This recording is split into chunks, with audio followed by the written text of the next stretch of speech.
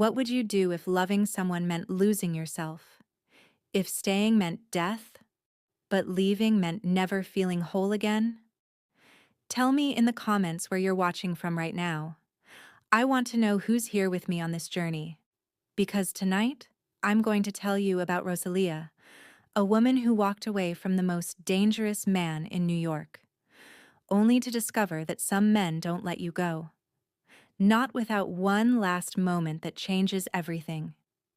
If you enjoy stories like this, take a moment to subscribe to the channel. That's how I'll know you truly liked it. Even if you're watching on your TV, grab a second to join this family of fans who love emotional and heartfelt stories. Your support means everything, and it helps us bring you even more tales like this. Now let's begin. The rain fell hard on Fifth Avenue the night Rosalia Brennan vanished. Not disappeared in the way most people do. No dramatic scene, no screaming match, no broken glass or slammed doors. She simply left. One suitcase, a fake ID, and a heart so shattered she wasn't sure it still beat. Giovanni Salvatore didn't know she was gone until he came home to their penthouse at 2 in the morning, blood on his knuckles and exhaustion in his bones. He'd been handling business, the kind of business that required silence, loyalty, and a willingness to do what others couldn't stomach. He was the head of the Salvatore family, one of the 5 families that controlled New York's underworld, and for 3 years, Rosalia had been his queen. But queens in his world didn't get crowns. They got cages, golden, beautiful, suffocating. When he pushed open the bedroom door that night, he knew immediately. The air felt different, empty, like someone had stolen the oxygen and left only the shell of a room behind. Her closet was half empty, her perfume bottles gone, the small things, the things that made the space hers. On the nightstand sat a single piece of paper. Giovanni picked it up with hands that had killed men without trembling. But now they shook. I can't be her anymore. The woman you need me to be. I'm sorry. Please don't look for me. No signature, no explanation. Just those words. And for the first time in a decade, Giovanni Salvatore felt something close to fear. 6 months earlier, things had been different. Rosalia had loved him, truly, deeply, in the way that consumes you so completely you forget where you end and the other person begins. She'd met him at a charity gala in Manhattan. She was a grad student working part-time as a caterer to pay her bills. He was the man everyone whispered about but no one dared approach. Tall, dark-haired, eyes like a winter storm, gray and unforgiving. He'd looked at her across the room and something shifted. Something irreversible. Within a week, he'd shown up at her apartment in Brooklyn. Within a month, she'd moved into his penthouse overlooking Central Park. Within 3 months, she'd fallen so deeply in love with him that the rest of the world became background noise. But love in Giovanni's world came with conditions. She couldn't work. Too dangerous. She couldn't see her old friends. Too risky. She couldn't leave without security. Too exposed. At first, she told herself it was protection, that he was keeping her safe, that this was what love looked like when the man you loved lived in the shadows. But slowly, the protection became a prison. She started to feel like a bird in a gilded cage. Beautiful, admired, trapped. And Giovanni? He didn't see it.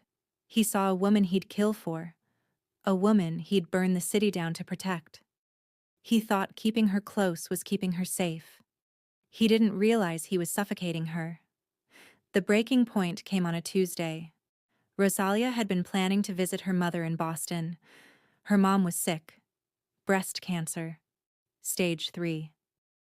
And Rosalia hadn't seen her in 2 months because every time she tried to leave, Giovanni found a reason she couldn't. Not this week, Cara. There's been threats. It's not safe. Next week. I promise.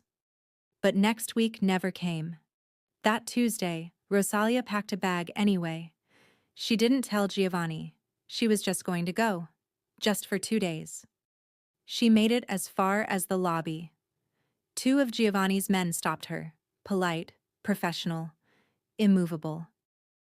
"Boss says you stay." She looked at them, her chest tightening, her throat closing. "I'm going to see my mother. We have orders." And that was it. She went back upstairs, unpacked, sat on the edge of the bed and stared at the wall. That's when she realized. She wasn't his girlfriend anymore. She was his possession. Giovanni didn't sleep the night he found the note. He sat in the dark, in the chair by the window, staring at the city lights below. The paper was still in his hand. He'd read it 100 times. Maybe more. I can't be her anymore. What did that mean? Who had he asked her to be? He'd given her everything: safety, luxury, a life most people could only dream of. He'd loved her in the only way he knew how: fiercely, protectively, completely. But she'd left. And he didn't understand. His second-in-command, Dante Ricci, found him there at dawn. "Boss," Dante said carefully, "we have a situation." Giovanni didn't look at him. "Find her." "Already on it. But—" "I don't care what it costs. I don't care what you have to do. Find her." Dante hesitated. He'd known Giovanni for 15 years. He'd seen him torture men, execute traitors, wage wars without flinching. But he'd never seen him like this. Broken. "Boss," Dante said quietly, "maybe she needs space." Giovanni's head snapped toward him, and the look in his eyes made Dante take a step back. "She's mine," Giovanni said. His voice was low, dangerous. "And I'm bringing her home." Rosalia was in Portland, Oregon. She'd chosen it because it was as far from New York as she could get without leaving the country. She'd dyed her hair auburn, cut it short, got a job waitressing at a diner off I-84. She lived in a tiny studio apartment with a view of a parking lot and a radiator that barely worked. And for the first time in 3 years, she could breathe. No security following her. No restrictions. No one telling her where she could and couldn't go. She was free. But freedom felt a lot like loneliness. At night, she lay in her narrow bed and stared at the ceiling. And she thought about him. The way his hand felt on the small of her back.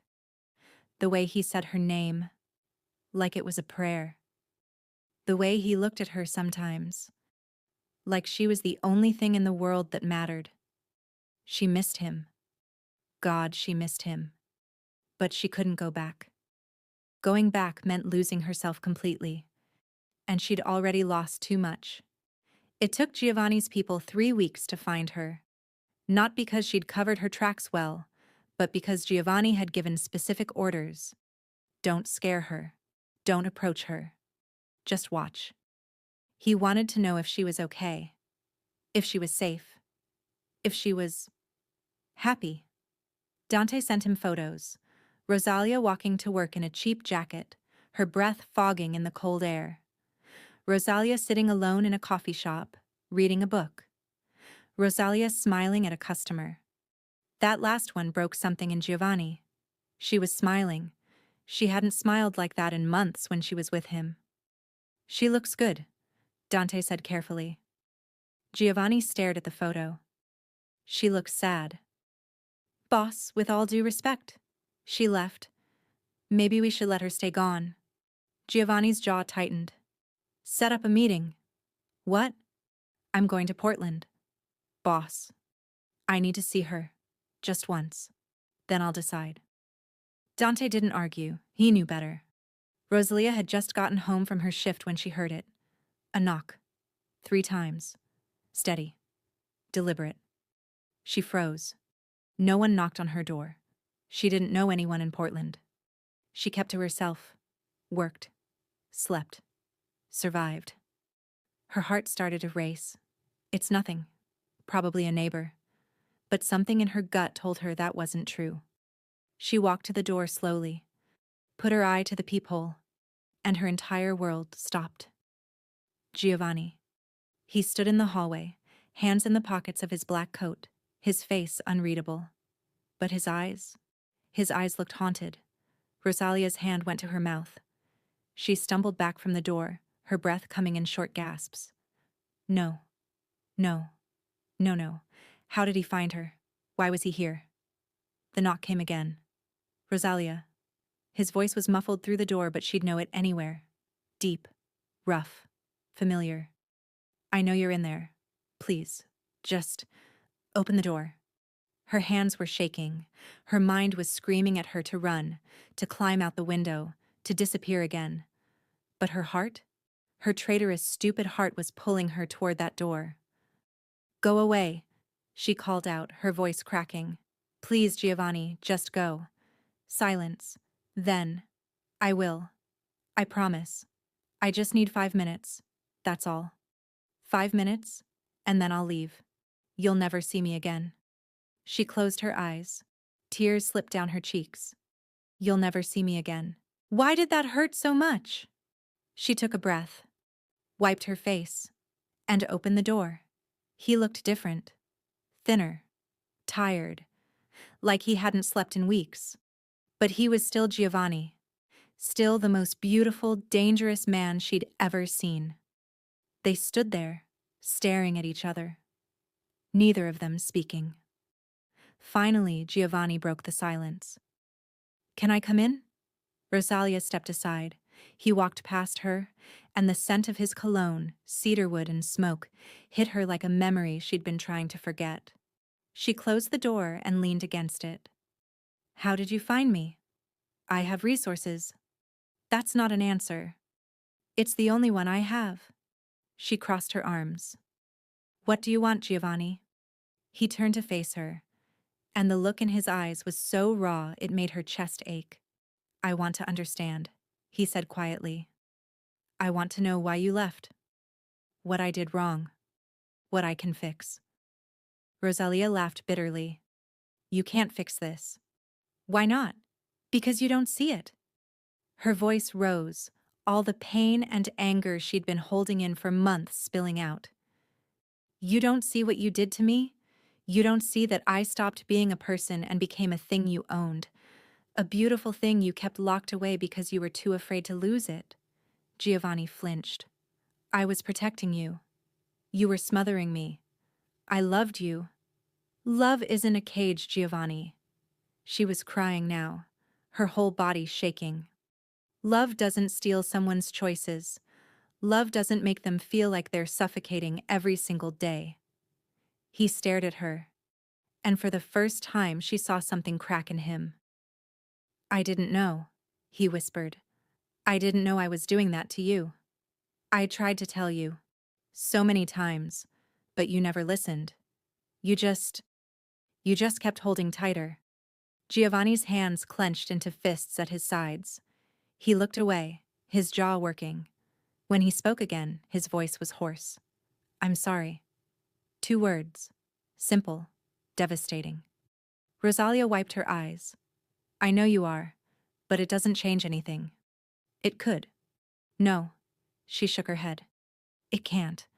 Because even if you change, even if you let me breathe, I'll always know what it felt like to be trapped, and I can't go back to that.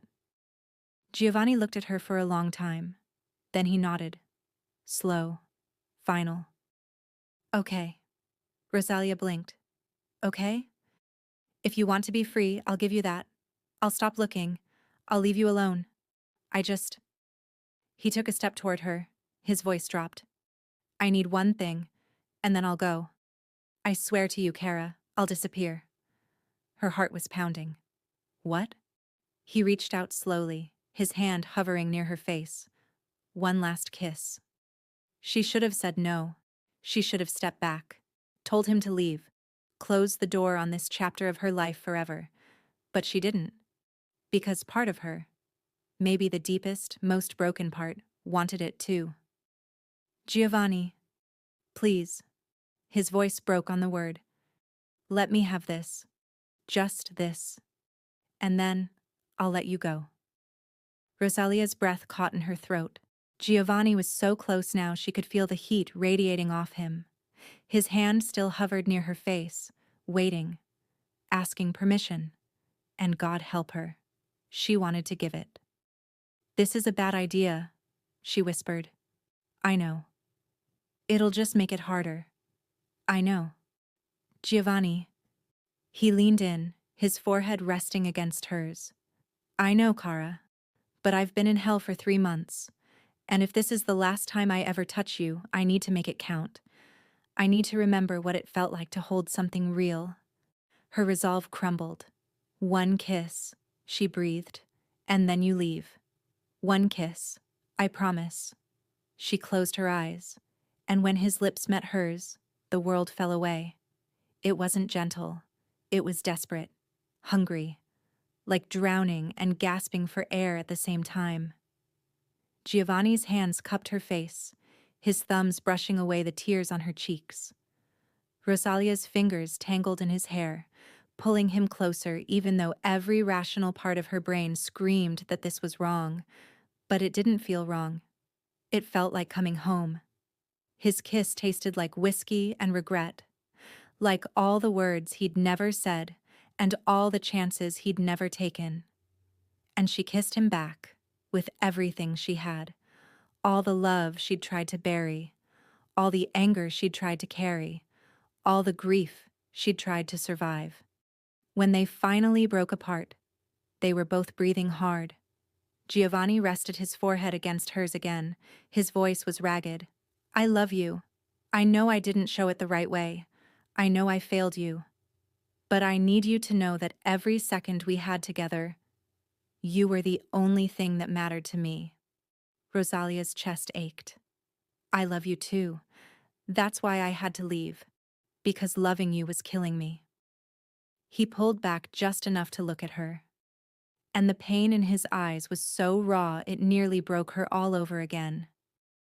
"If I could go back," he said quietly, "I'd do it differently. I'd listen. I'd let you breathe. I'd be better. But you can't go back." "No, I can't." They stood there in the silence of her tiny apartment. The rain was starting to fall outside, tapping against the window. Finally, Giovanni stepped back. He straightened his coat, ran a hand through his hair. "Thank you," he said, "for that, for letting me have this." Rosalia nodded.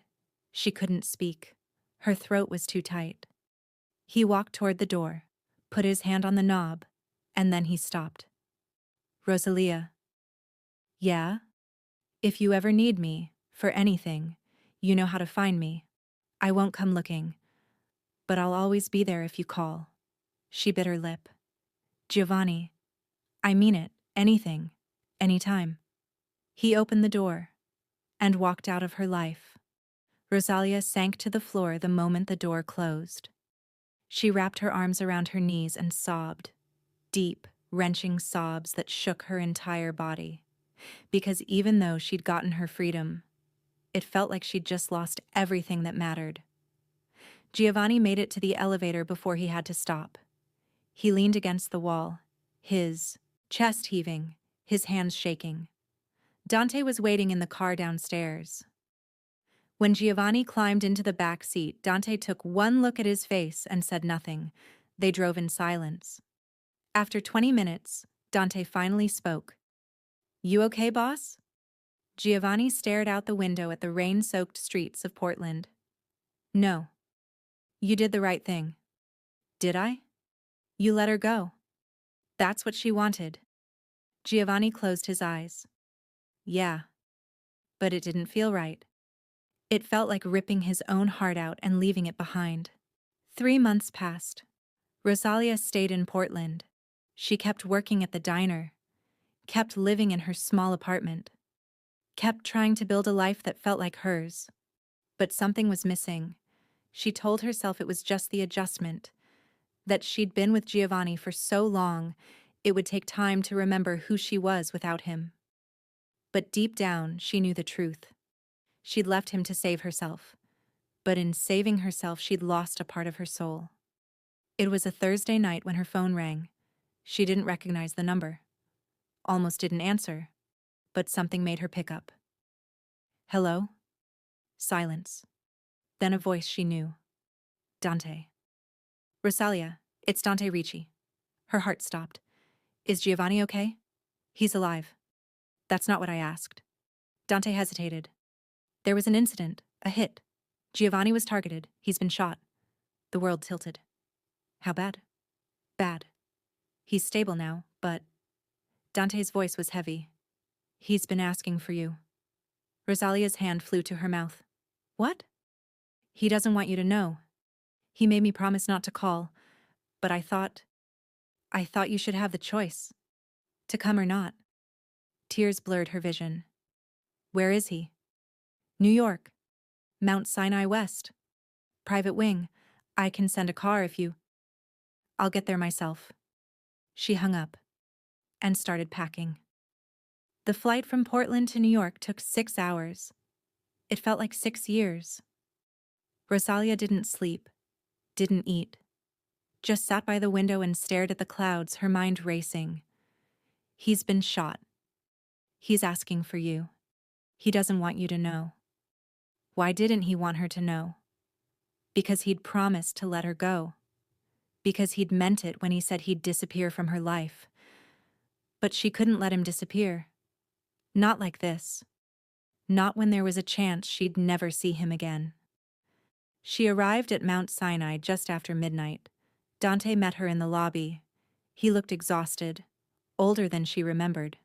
He's upstairs, Dante said. Room 714. But Rosalia, he doesn't know you're coming. I don't know how he'll react.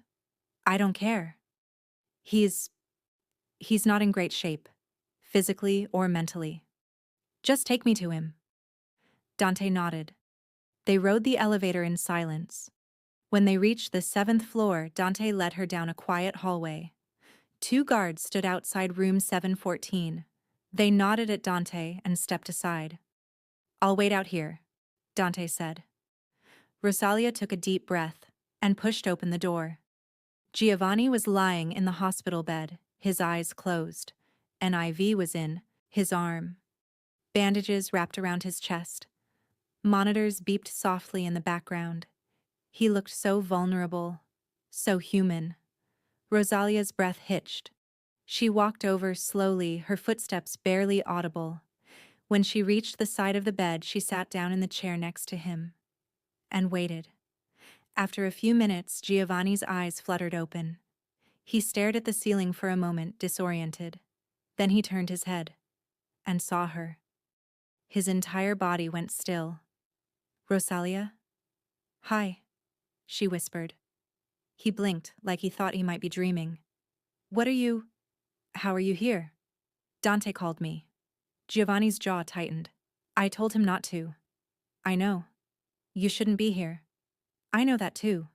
He closed his eyes. You need to leave. No. Rosalia, I'm not leaving. Her voice was firm. Not until you tell me why you didn't want me to know. Why you'd rather face this alone than let me be here. Giovanni's throat worked. Because I made you a promise. I said I'd let you go. And I meant it. Even if it kills you? Even then. Rosalia's eyes filled with tears. You're an idiot. Giovanni's lips twitched. Almost a smile. I know. She reached out and took his hand. His fingers curled around hers, weak but steady. I left because I had to, she said softly. Because staying was breaking me. But that doesn't mean I stopped loving you. Giovanni's eyes opened, and the look in them was so full of hope and pain it made her chest ache. I thought, he said hoarsely, that loving you meant holding on. But I was wrong. Loving you means letting you be free, even if it destroys me. Rosalia shook her head. Maybe we were both wrong. Maybe love isn't about holding on or letting go. Maybe it's about finding a way to stand beside each other without losing ourselves. Can we do that? I don't know, but I want to try. Giovanni's grip tightened on her hand. What if I fail again? Then we'll figure it out. Together. But this time, I need you to listen. Really listen. and I need you to trust me to take care of myself. I don't know if I can. You have to. Because I can't be your prisoner, Giovanni. I can only be your partner. He stared at her for a long time. Then, slowly, he nodded. Okay, he whispered. Partners. Rosalia smiled through her tears. Partners. Giovanni spent 2 weeks in the hospital. Rosalia stayed with him the entire time. Not because she had to, but because she chose to. And that made all the difference. During those 2 weeks, they talked. Really talked. About everything they'd been too afraid or too stubborn to say before. About boundaries, about trust, about what love looks like when both people are brave enough to be honest. Giovanni admitted that he'd been terrified of losing her, that his need to protect her had come from a place of trauma, from watching everyone he'd ever loved either leave or get killed. Rosalia admitted that she'd been so afraid of confrontation that she'd swallowed her feelings until they poisoned her from the inside, that she'd waited until breaking point instead of speaking up when things were still fixable. They were both broken in their own ways, but maybe, together, they could be whole. When Giovanni was finally discharged, he surprised her. He didn't take her back to the penthouse. Instead, he took her to a brownstone in Brooklyn. 3 stories. Windows that let in the light. A small garden in the back. I bought it, he said as they stood on the front steps. For us, if you want it. Rosalia stared at him. What about the penthouse? I'll sell it, or keep it for business. But this... He looked at the house, then back at her. This can be ours. Somewhere you don't feel trapped. Somewhere you can have your own life. Go to school if you want. See your mom whenever you need to. Be you. Tears slipped down her cheeks. Giovanni, I mean it, Cara. I want you to be happy. And if that means stepping back, giving you space, learning to be a better man, then that's what I'll do. She threw her arms around him. He held her tight, his face buried in her hair. I love you, she whispered. I love you so much. I love you too, more than anything. It wasn't perfect after that. There were hard days. Days when Giovanni's old instincts kicked in and he tried to control things. Days when Rosalia felt the walls closing in and had to remind herself that she had a voice now. But they worked through it. They went to therapy, together and separately. Giovanni stepped back from some of the darker parts of his business. Not all of it. He was still who he was. But he made choices that let him sleep at night. Rosalia went back to school, finished her master's degree, got a job at a nonprofit helping survivors of domestic violence, and slowly, carefully, they built a life that felt like theirs. 1 year later, they stood in the garden behind their Brooklyn brownstone. It was spring. The flowers were blooming. The city hummed in the distance, but here, in this small pocket of green, everything felt peaceful. Giovanni wrapped his arms around Rosalia from behind. She leaned back against his chest, her hands resting on his. Do you ever regret it? He asked quietly. Coming back? Rosalia smiled. Do you ever regret letting me go? Every second. But you did it anyway. Because I loved you. She turned in his arms to face him. And I came back because I loved you. Not the man you were. The man you were trying to become. Giovanni cupped her face in his hands. I'm still trying. I know. So am I. He kissed her. Soft, tender, full of promise. And for the first time in a long time, Rosalia felt something she hadn't felt in years. Hope. So tell me, would you have gone back? Would you have given him a second chance after everything? Drop a comment and let me know. I read every single one.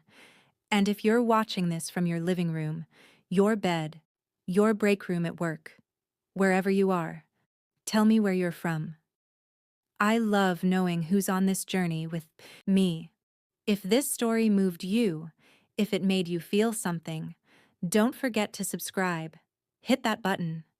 Join this community of people who believe in second chances, messy love, and stories that dig deep into the heart. Because your support? It's what keeps these stories coming. It's how I know you're out there, feeling what I'm feeling, believing that love, real love, is worth fighting for. Until next time, thank you for being here. And remember, sometimes the greatest act of love isn't holding on, it's letting go and trusting that what's meant to be will find its way back.